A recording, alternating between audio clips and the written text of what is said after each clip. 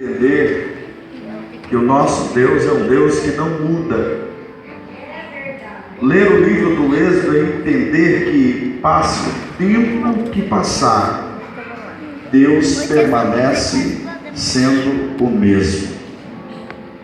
E se Deus não muda, e se Deus permanece sendo o mesmo, independente do tempo do homem, independente dos anos que se passam, isso significa que este livro, exatamente este livro do Êxodo, nos ensina que Deus, permanecendo sempre, mostra que Deus, Ele tem uma aliança com o seu povo. Aliança essa que um dia Deus decidiu fazer por conta própria com o seu filho Abraão, o patriarca, o pai da fé israelita. E o capítulo de número 15 do livro do Gênesis diz a Bíblia que Deus chamou um dia Abraão para fazer um sacrifício. E todo o sacrifício era feito diante de um altar. E a Bíblia diz que quando Deus convidou Abraão, no capítulo 15 do livro do Gênesis, para um sacrifício, para um holocausto, quem deveria levantar um altar diante de Deus era o próprio Abraão. E o que me chama a atenção é que o dia em que Deus convidou Abraão para o sacrifício diante do seu altar, Abraão estava desanimado. Abraão estava dentro de uma tenda, pensando que ia morrer e não ia viver a promessa que um dia Deus havia feito. A maior preocupação de Abraão, no capítulo 15 do livro do Gênesis, é que Abraão havia adquirido tantos bens, sabe? Abraão havia conquistado tantas vitórias, Abraão havia conquistado tantas coisas da parte de Deus, que Abraão pensou: se eu morrer agora, tudo que Deus me deu, tudo que eu conquistei andando com Deus, vai ficar como herança para um escravo nascido na minha casa. E Abraão pensa: a única coisa que eu gostaria verdadeiramente de ter adquirido na presença de Deus é um filho. Porque já havia 11 anos se passado que Abraão andava com Deus. E Abraão entra dentro de uma tenda e diz a Bíblia que ele desanima. Agora o interessante é que quando eu falo que Abraão desanimou, alguém pode pensar: peraí, pastor, Abraão era homem como você, como eu, como qualquer um de nós. Eu sei. Mas falar que o pastor Ederson desanimou é uma coisa. Agora falar que Abraão um dia, depois de andar 11 anos com Deus, depois de se tornar o homem mais próspero de toda a terra, Abraão entra dentro de uma tenda e desanima, é outra coisa. Porque Abraão não era o pastor Ederson, Abraão é o pai da fé israelita, o homem que teve mais fé na face da terra. Deixou um dia o desânimo entrar no coração. E qual foi o motivo que o desânimo entrou no coração de Abraão? Ele pensou que ia morrer sem ver Deus cumprir o que Deus havia prometido. Quando a gente deixa de acreditar nas promessas, o desânimo vem. Quando a gente deixa de lado aquilo que um dia Deus prometeu, a gente se entristece e deixa o desânimo entrar no nosso coração. E Deus percebeu que Abraão estava desanimado. E Deus chamou Abraão e disse: Abraão, não temas. Capítulo 15 de Gênesis. Eu sou o teu escudo, a tua proteção, não tenha medo. Eu serei a tua grande recompensa. E Abraão vai dizer: mas Senhor, o que haverás de me dar? O Senhor me deu ouro, o Senhor me deu prata, o Senhor me deu muitas terras, o Senhor me deu muitos empregados, mas o meu sonho é ter um filho. O meu sonho é que a minha esposa Saraí venha gerar um filho, um herdeiro. Mas se eu morrer agora, tudo que o Senhor me deu vai ser em vão, vai ficar como herança para um escravo chamado Eliezer, que nasceu na minha casa. Aí Deus entendeu. Eu vou repetir: não desista, Deus é fiel. Não chuta o balde, Deus é fiel. Não jogue fora a promessa, Deus é fiel. Não desista da promessa, Deus é fiel. Não desista da chamada, Deus é fiel. Não desista dos sonhos, Deus é fiel. Não desista da tua família, Deus é fiel. Não desista do teu casamento, Deus é fiel. E é da fidelidade de Deus que você vai alcançar a tua vitória.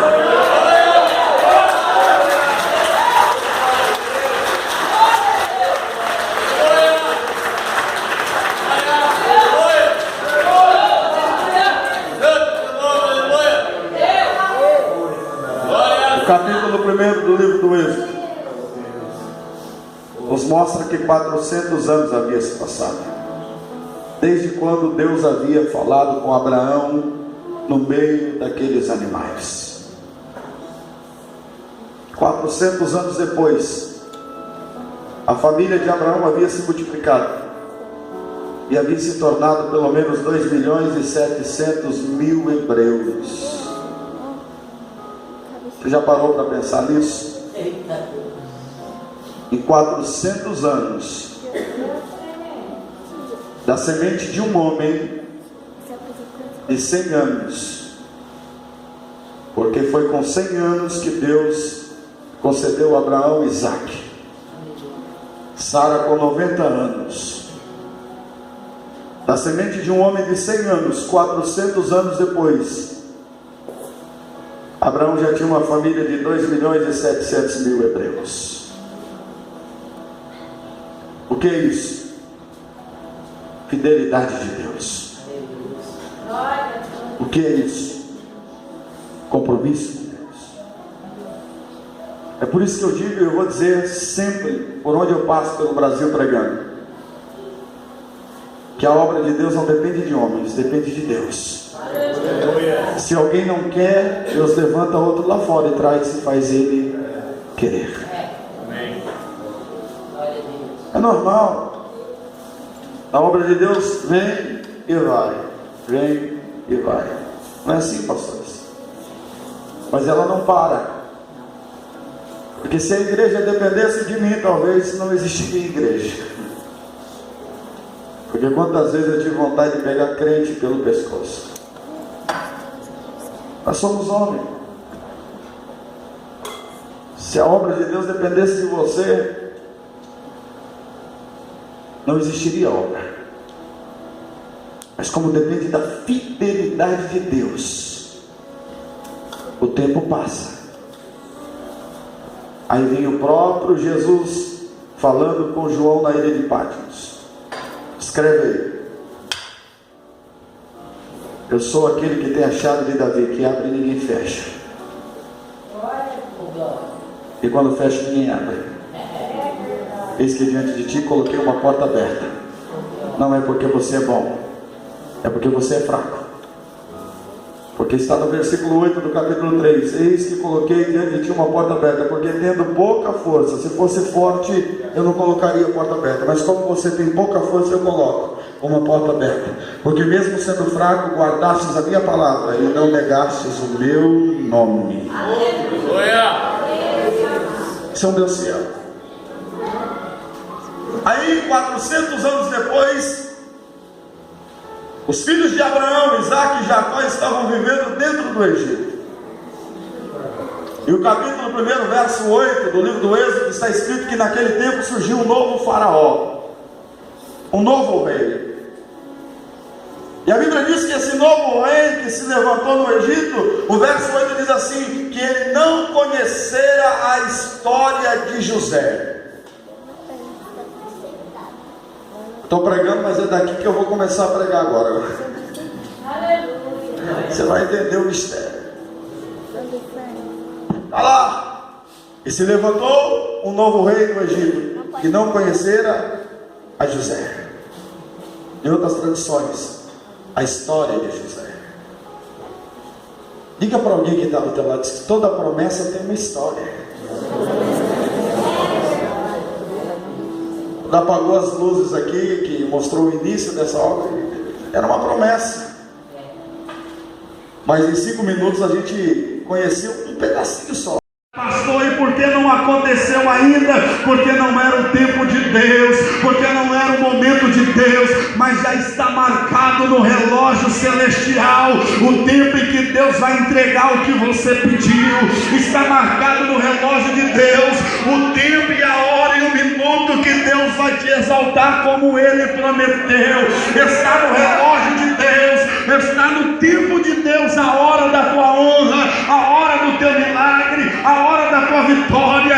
Se você concorda, quem sabe o tempo de Deus chega hoje para a tua vida. Quem sabe o tempo de Deus chega nesse culto para a tua história. Quem sabe quando você voltar para casa nesta noite, alguma coisa já se movimentou no mundo espiritual, alguma coisa já se moveu no céu ao teu favor, porque Deus está dizendo no meu coração: é noite dele renovar a aliança com você, é noite dele renovar os sonhos no teu coração, é noite de Deus trazer alegria e paz para a tua alma, é noite de Deus te renovar na fé e na esperança.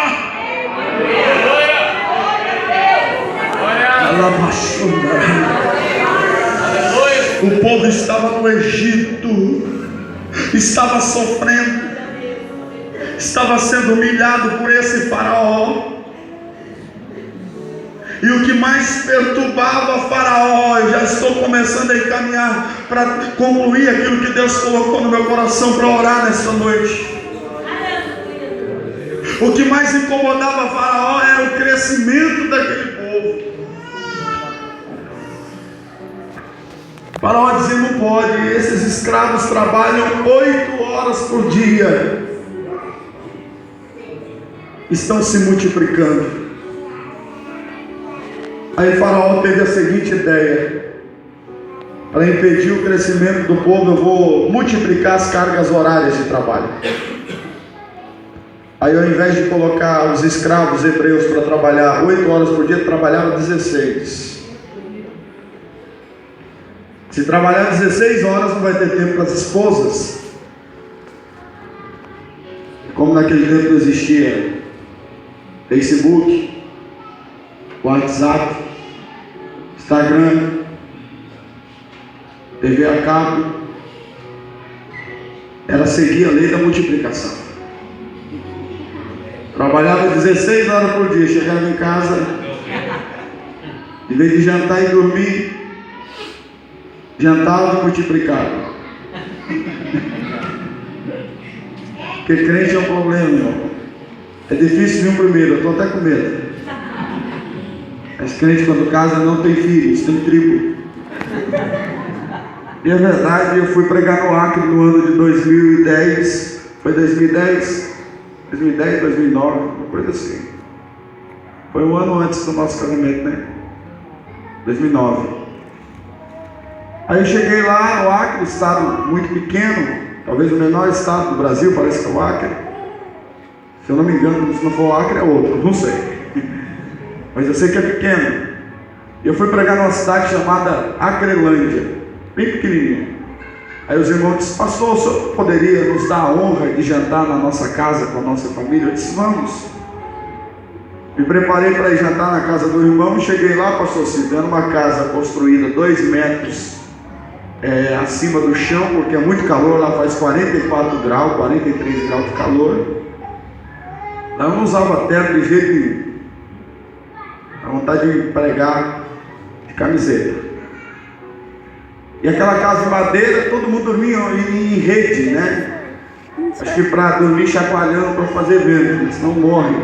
Misericórdia, de tanto calor. E aí quando eu cheguei na casa do irmão disse: eu vou apresentar minha família. Eu disse: pois não, meu irmão. Ele chamou a esposa, aí ele começou a chamar os filhos: Pedro, Tiago, João, Judas, Bartolomeu, Matias, Lucas, Mateus. E começou: Saulo e Paulo, Sadraque, Mesaque e Abednego.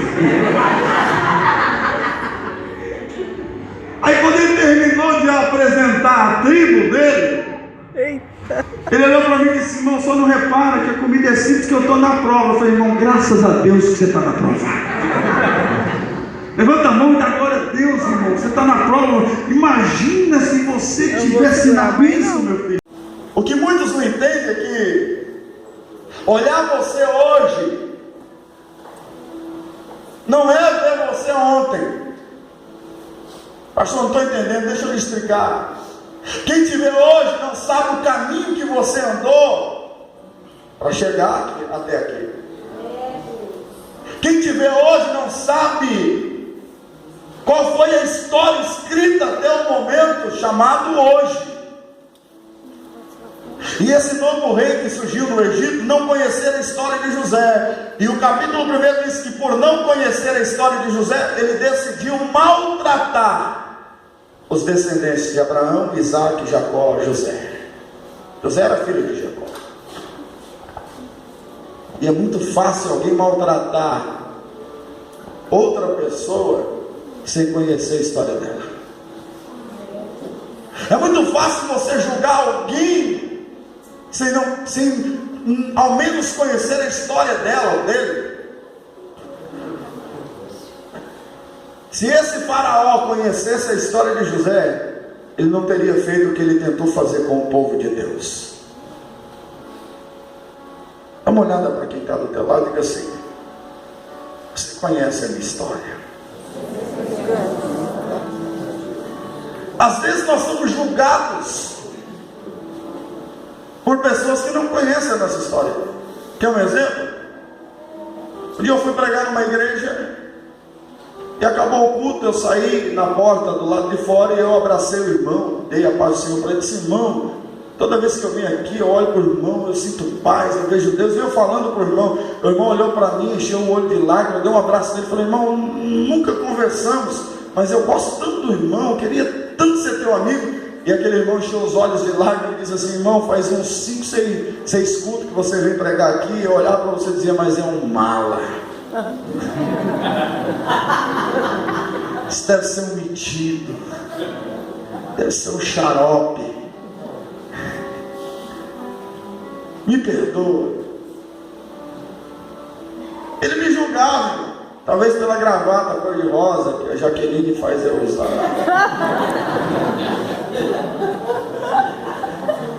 Vai saber.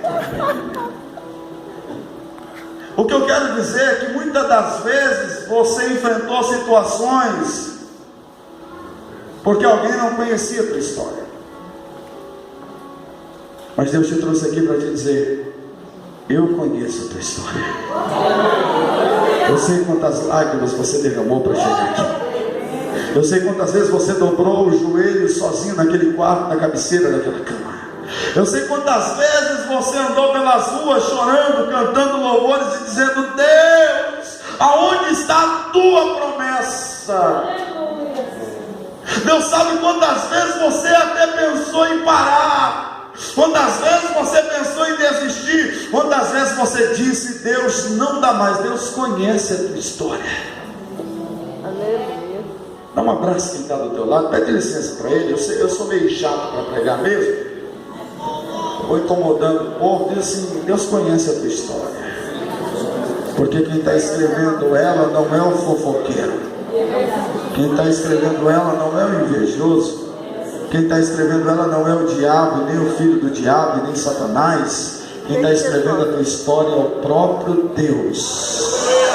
Dá uma olhada para alguém que está do teu lado e diz: Deus sabe quantas lágrimas você derramou, qual foi o preço que você pagou, qual foi, aleluia, as horas que você passou orando, as horas que você passou sozinho dizendo: só eu e o Senhor agora, não dá mais. Deus conhece a tua história, e Ele me trouxe aqui para te dizer que a história que Ele está escrevendo para a tua vida, aleluia, o diabo não vai colocar um ponto final, o fofoqueiro não vai colocar um ponto final. A história que Ele está escrevendo para você, para o teu casamento, para a tua família, para o teu ministério, para a tua igreja, será uma história de honra, de exaltação, de vitória, de conquista, ainda que muitas lágrimas no meio do caminho seja derramada. Mas Deus manda eu te dizer: a tua história um dia será contada. Quem acredita, levante a tua mão, abre a sua boca e glorifique o Rei da glória nesta noite.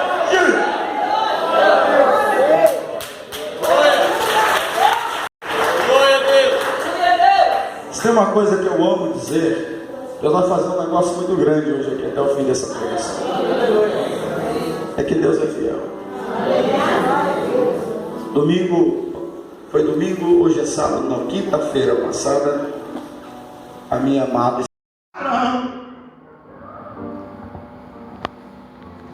no primeiro erro que você cometer, eu vou ser obrigado, pelo teu juramento, a matar você como esses animais, Abraão. Então você vai dormir. E a Bíblia diz: enquanto Abraão dormia, Deus passou sozinho, jurando por si mesmo. Dá uma olhada para alguém que está do teu lado e diga assim: sabe por que você está aqui? Não é porque você jurou ser fiel a Deus, é porque Deus jurou ser fiel a você. Você não está aqui porque você é bom, você não está aqui porque você é santo, você não está aqui porque você é 100% merecedor. Nós somos salvos pela graça, pela misericórdia, nós somos alcançados pelo sacrifício de sangue derramado no Gólgota. Dá uma olhada para alguém que está do teu lado, diga para ele: aqui está o motivo para você adorar, aqui está o motivo para você engrandecer, aqui está o motivo de você abrir a tua boca e dizer: santo é o Senhor, porque foi Ele que jurou fidelidade, foi Ele que jurou compromisso. É por isso que o apóstolo Paulo, quando escreve a sua carta 2 Timóteo, ele vai dizer: ainda que o homem seja infiel, eu, o Senhor, todavia permaneço fiel, não posso negar a si mesmo. Dá uma olhada para alguém que está do teu lado e diz assim: sabe por que você vai vencer essa prova? Porque Deus é fiel, foi Ele que jurou fidelidade. Sabe por que você vai conquistar o teu sonho? Porque Deus é fiel, Ele jurou fidelidade. Sabe?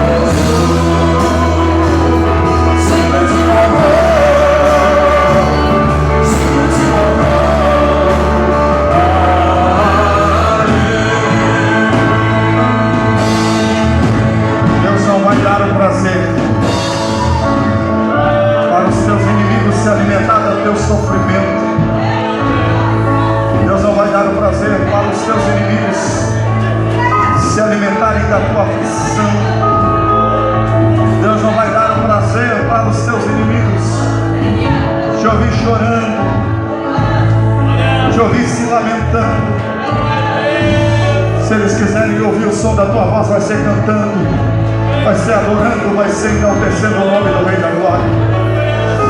Só você que quer receber uma carga de poder, sai do teu lugar, venha para frente do altar, venha correndo, venha correndo. Aleluia.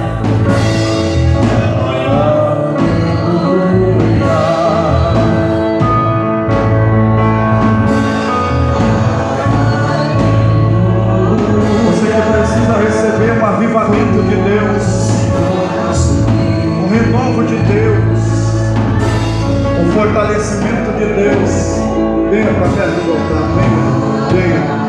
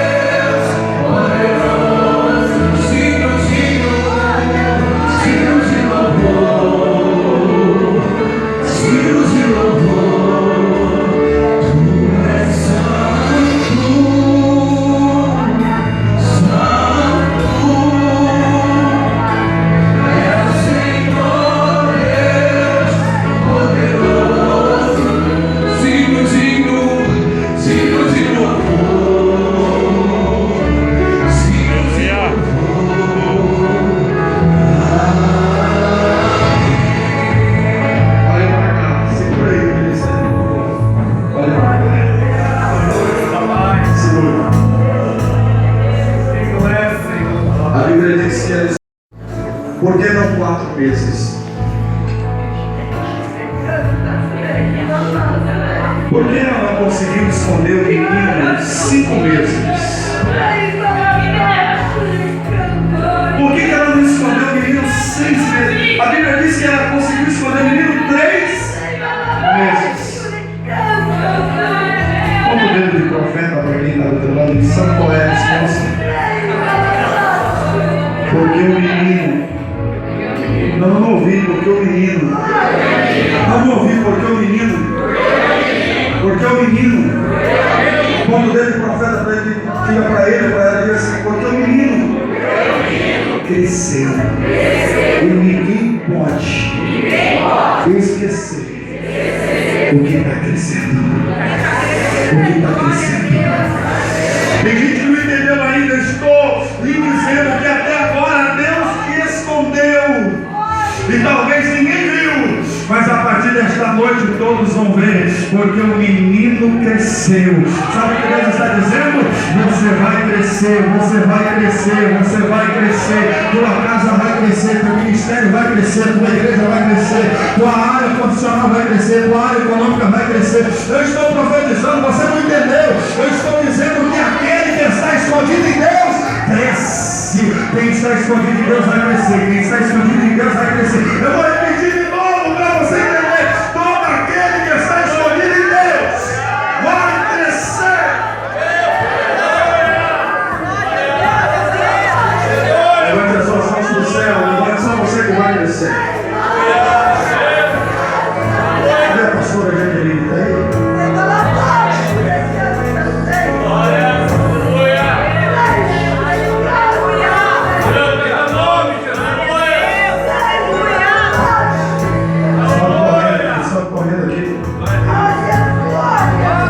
De crescimento sobre a tua vida, sobre todas as áreas da tua vida. Levante a mão bem alto. Feche os seus olhos.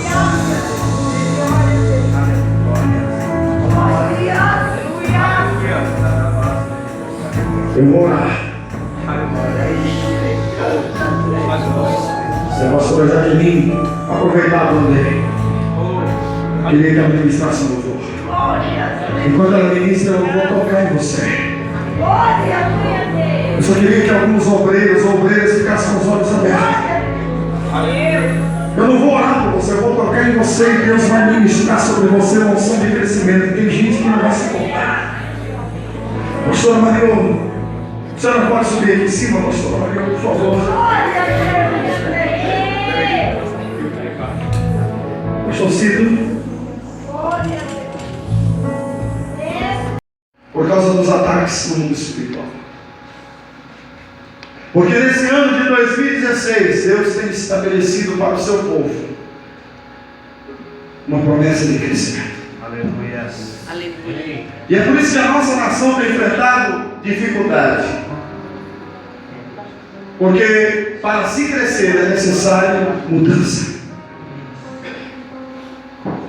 E toda mudança provocada por Deus é para trazer crescimento.